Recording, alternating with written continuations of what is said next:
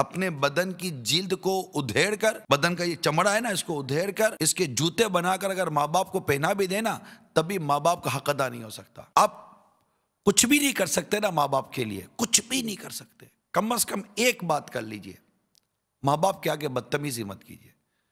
ये सब बर्दाश्त कर सकते हैं मीठे इस्लामी भाइयों, माँ बाप बदतमीजी बर्दाश्त नहीं कर सकते। इनको एक मान होता है कि हमारी औलाद हमारे सामने नहीं बोलेगी, हम कुछ भी कर लें ये बदतमीजी नहीं करेगी।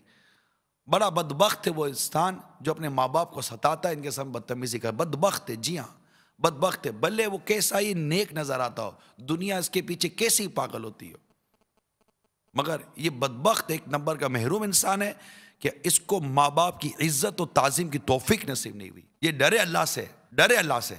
अगर इसके माँ बाप इससे रूठ गए तो ना इसका रिस्क बाकी रहेगा, ना इसका तकवा बाकी रहेगा, ना इसकी नेकी और इबादत के अंदाज बाकी रहेंगे।